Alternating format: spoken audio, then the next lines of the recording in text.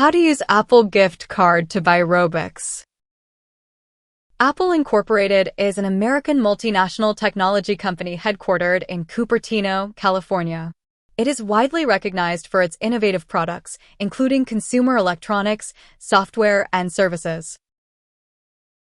To buy Robux, you have to first redeem the Apple gift card. Then you can use Apple Balance to buy Robux. For that, peel or scratch off the label from the back of the Apple gift card.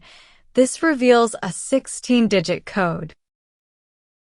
Open the App Store. Tap Today. Tap your photo or profile icon. It's at the top right corner of the screen. Tap Redeem gift card or code. Tap Use camera. Scan the back of the card. Tap Redeem. Now go to Roblox app. Click on this Robux logo. Now you can buy Robux. That's it. Thanks for watching.